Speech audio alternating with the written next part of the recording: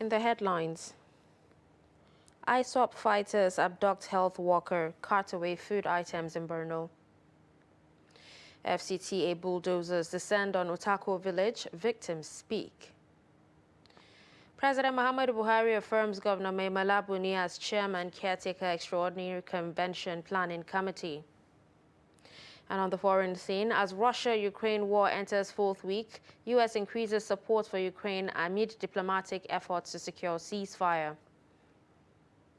Hello and welcome to Trust News Update. I'm Darshan Hussaina Usman.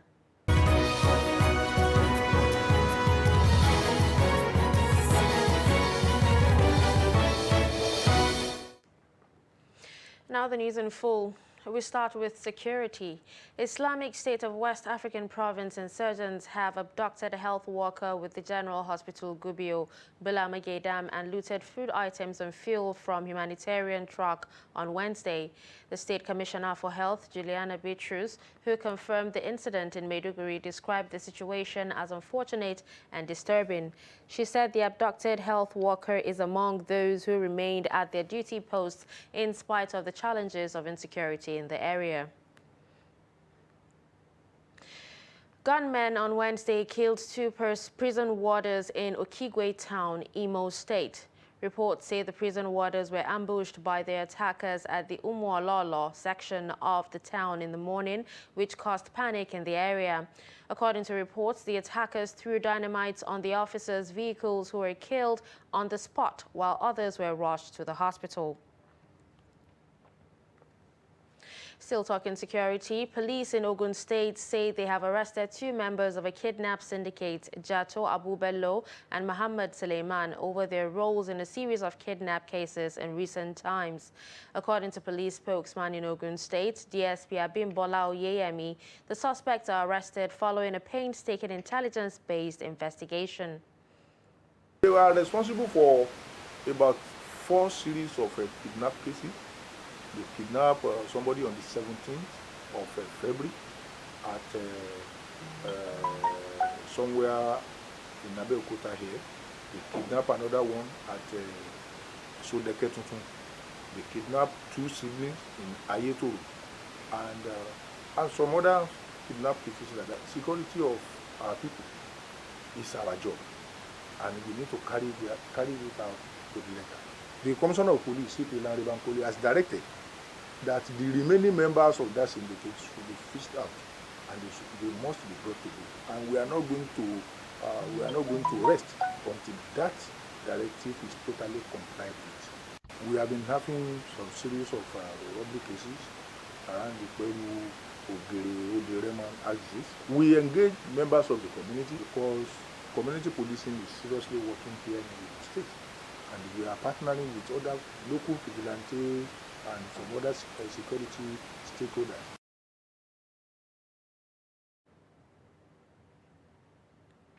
Federal Capital Territory Administration has commenced demolition of illegal structures at Utako village and parts of Gwarimpa waterway areas. Director, Development Control, Mukhtar Galadima, had on Tuesday in Abuja, during a sensitization exercise, said the department is committed to the restoration of original design of the Abuja Master Plan by getting rid of illegal structures capable of defacing the nation's capital. The Utako area, recently marked for demolition, is expected to be handed over to the Nigerian police to build its police station. Trust TV's Aisha Salihu has the details. This is the Utako District Village Market, where some residents and business owners have some structures here.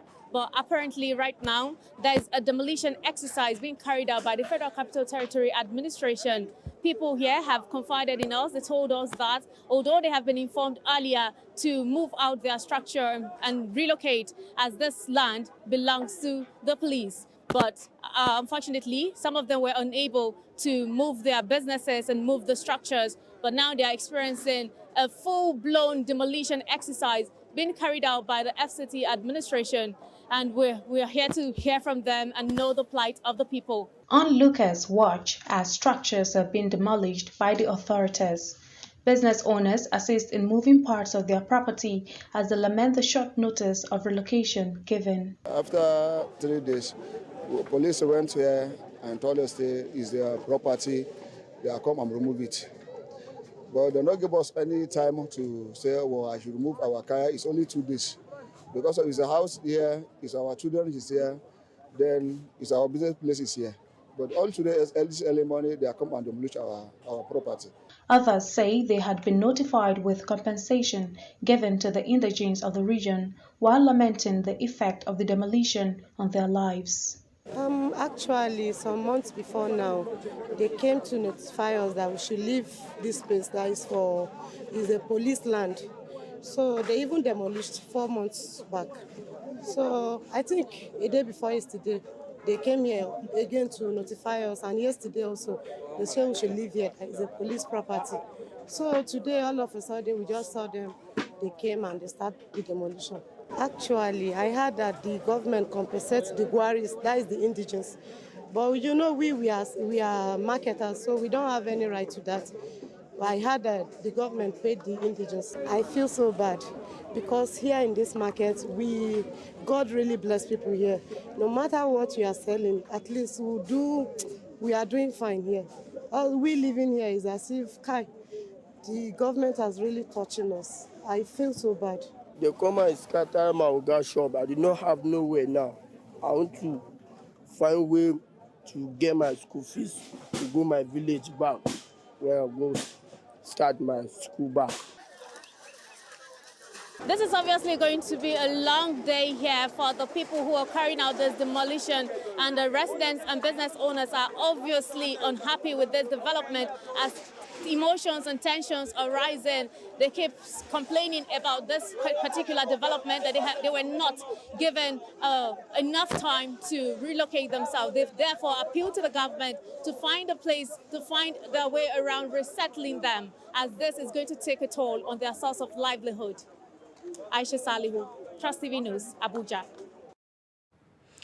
In politics, to end the leadership crisis surrounding the Caretaker Extraordinary Convention Planning Committee of the All Progressives Congress, President Muhammadu Buhari on Thursday affirmed Governor Mai Mala Buni of Yobe State as the CECPC chairman, asking him to take charge of the conduct of the March 26 National Convention of the party. President Buhari, who met with Buni in London on Wednesday, conveyed his decision in a letter addressed to the chairman, Progressive Governors Forum and Kebbi State Governor Abubakar Atiku, asking that the status quo ante be maintained. The president endorsed the decision on Buni's return to his position after a series of meetings with APC stakeholders in London, where he is on treatment. Buni is expected back in Nigeria today to take charge of APC affairs. Meanwhile, the party has cancelled the Emergency National Executive Committee meeting slated for Thursday. Former Governor of Lagos State, Bola Ahmed Tinubu, is seeking support of the Senate caucus of the All Progressives Congress to realize his presidential bid in 2023.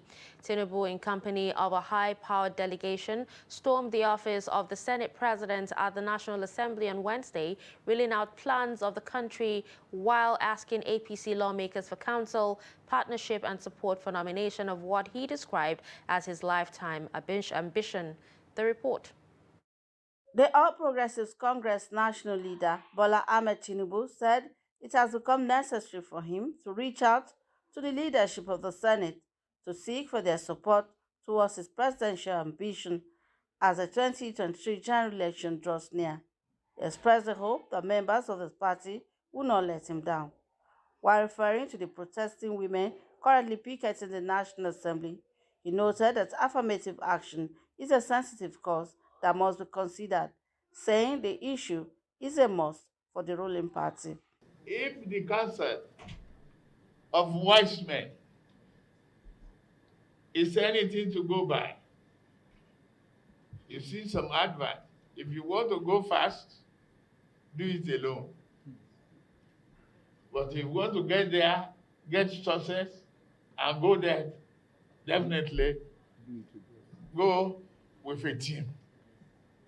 I'm asking for that teammanship here today to get me over the hump of nomination process. And from that hump to get me to the presidency of the Federal Republic of Nigeria. In the area of gas exploration, the APC national leader said Nigeria is yet to reach its potentials, while assuring that these yearnings will also be met soon. We have the capacity, the ability, the knowledge, the human resources and material resources to produce things that other countries will buy from us. Today, why are we flaring our gas?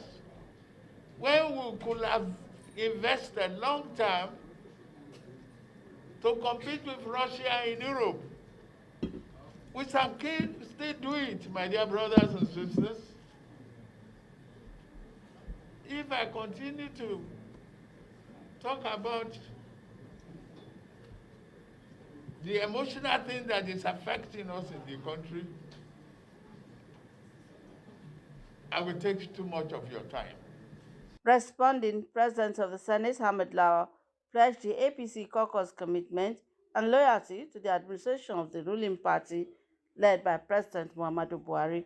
He urged the party to be focused and remain united so as to win the 2023 presidential election. I believe that at the end of the day, Your Excellency will all the time continue to support our party. Recently, we have had difficulty because of misunderstanding between some of our members, and the party has been thrown into a temporary confusion. But thank God, it is over now.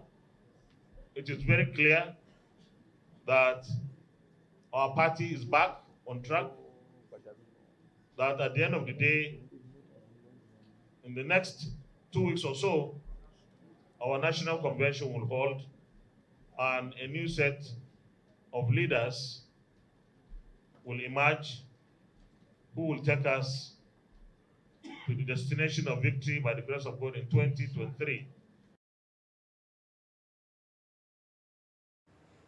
Still talking politics, the newly elected chairman of the People's Democratic Party, Iyorchia Ayu, has stated that under his leadership, the party has resolved most of its internal crises, especially those regarding state chapters of the party. The chairman made this known during the party's National Working Committee meeting, which held at its National Secretariat in Abuja. He added that with the challenges aside, the PDP is set to return to its winning ways. Happy to say that since January, this NWC, which we put in place, has been able to resolve a lot of issues in our state chapters. We immediately had to address the issues of various elections. Some were midterm elections for houses of assembly, some for houses of representatives. And I'm happy to say that in all those elections, with the cooperation of all our members, the party was able to return to its winning ways. National Judicial Council has issued warning letters to 2 High Court judges, Muawiyah Idris in the Federal Capital Territory and Ladan of Kaduna Judiciary, over their alleged acts of misconduct. The Council's Director of Information, Soji Oye, stated this in a statement on Wednesday after the NJC resolution of its 97th meeting held on March 15th and 16th, 2022. The statement added that the meeting presided by the Chief Justice of Nigeria, Tanko Muhammad, who doubles as the chairperson of the NJC, also recommended 15 judicial appointments, including 6 court heads, after considering the list of candidates presented by its interview committee. All recommended candidates are expected to be sworn in after an approval by President Muhammadu Buhari, their respective state governors, a confirmation by the National Assembly, and the respective state houses of assembly, as the case may be. You're watching Trust News Update. Coming up after the break, local rice millers take over production. Do stay with us.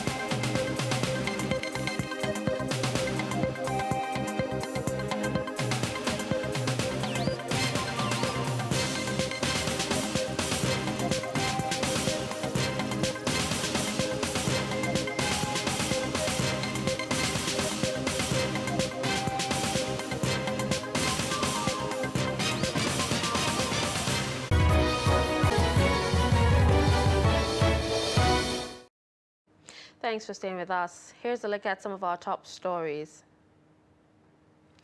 You heard that ISWAP insurgents have abducted a health worker with General Hospital Gubio Bulamagedam and looted food items and fuel from a humanitarian truck on Wednesday. You also heard that Federal Capital Territory Administration has commenced demolition of illegal structures at Utako Village and parts of Gwarimpa waterway areas. Moving to more news, students and parents in Gombe State want federal government and academic staff union of universities to halt the lingering industrial action. This comes barely 3 days after the commencement of another 8 weeks extended warning strike by ASU after negotiation meetings with the government ended in deadlock. Ibrahim Ismail reports. Students, parents and other Nigerians are worried with the decision taken by members of the Academic Staff Union of Universities ASU to extend the warning strike by 8 weeks. After the completion of a 4-week warning strike, we speak to some students in Gombe State on the effect of the industrial action. When I heard the news, it's not what I expected actually. I was expecting them to just find an solution ground and just fix the issue. But when I heard that it was later extended to almost 8 weeks, actually I feel so sad. Okay, now what do you do now since you are not going? Now I'm running my business actually. Right, I'm in my shop actually now. So I'm running a business as I'm selling foodstuffs here in Tunfere. It affects my learning because I gave myself a limit of time which I will graduate. And for now, I think that dream is not realistic. It's not coming to pass because of this strike. So I urge the government to settle our lecturers so that we'll all go back to school.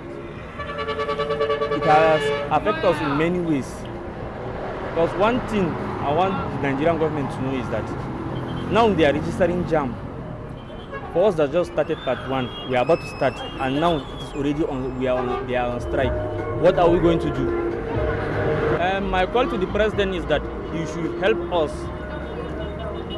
and offer what ASU asked him to do to them, so that us that we are starting our education now, we can further it more.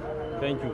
Announcing its decision to extend the warning strike by 8 weeks, ASU blamed the federal government of nonchalant attitude, adding that series of meetings with the government yielded no result. Parents and other Nigerians expressed concern, calling on the government to address all ASU's demands. It doesn't make sense that students are at home and these people are busy making money, spending money here and there, and they don't want to pay these lecturers.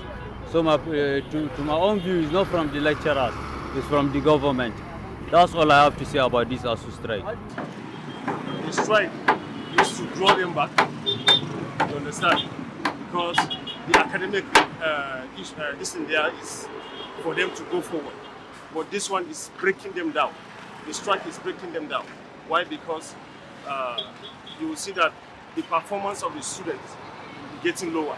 ASU is demanding funds for the revitalization of Nigerian universities as well as the acceptance of a payment software, university transparency and accountability solution, UTAS, to replace integrated personnel payroll information system IPPIS, among other demands.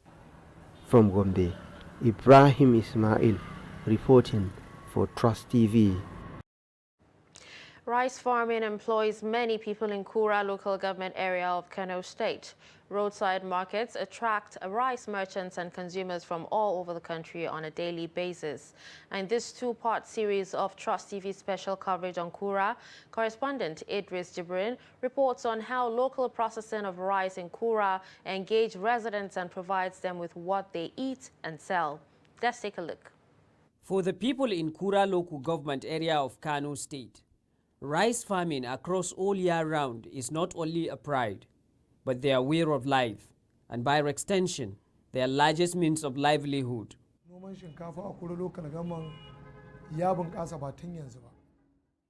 Rice farming in Kura became vibrant long ago when we got 22,000 hectares of irrigation, during which water canals were extended up to our respected farms. Throughout the year, the people of Kura are always busy. be it at the farms for cultivation, local factory for processing, or at these roadside markets to sell. We used to come here to do our businesses in order to help our parent, relative, among others.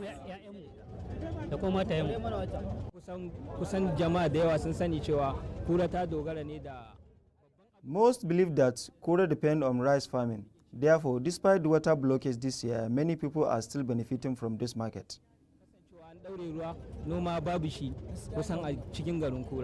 Although today is not the usual Friday's weekly market day in Kura, with little or no difference, this market is the largest trading center here, and the rice is equally locally produced here.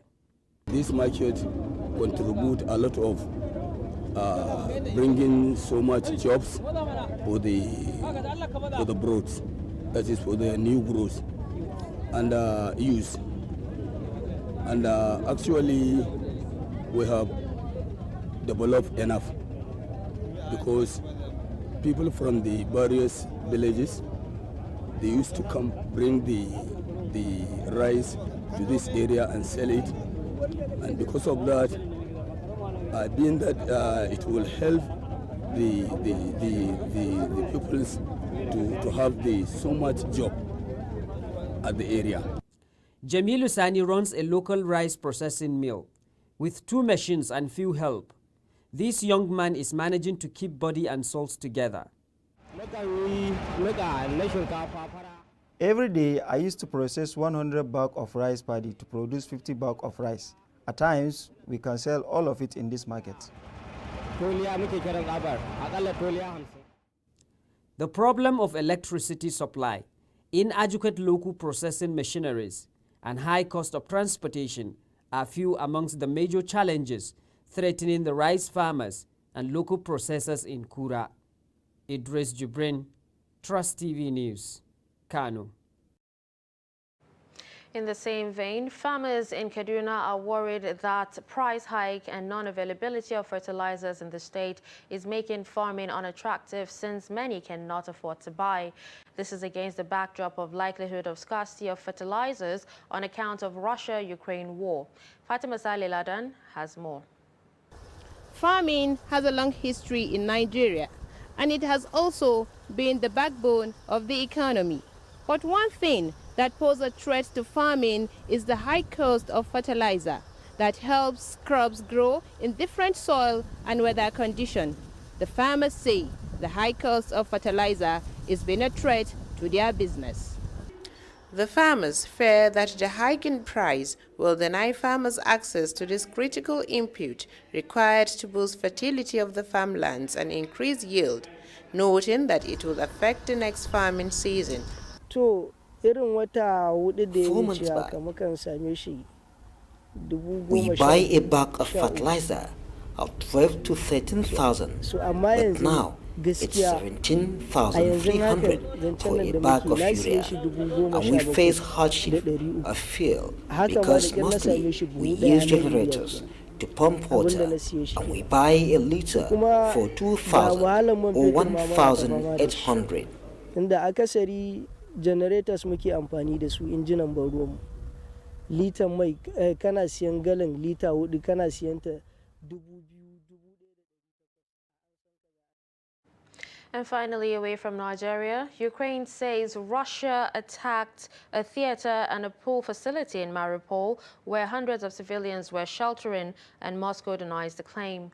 U.S. President Joe Biden has called his Russian counterpart Vladimir Putin a war criminal and announced an additional $800 million in security assistance to Ukraine. Meanwhile, Ukraine's President Vladimir Zelensky, addressing the United States Congress, repeated calls for a no-fly zone. Putin says Moscow will achieve its goals in Ukraine as Kremlin slams Biden's comments about the Russian president as unacceptable. Turkey's foreign minister is set to visit Ukraine after talks in Russia to push for a ceasefire. More than 3 million Ukrainians have been forced to flee the country, while 2 million others are internally displaced, according to the United Nations. With that, we've come to the end of news updates. Don't forget to follow us across all our social media platforms. I'm Darshan Husseina Usman. Thanks for watching.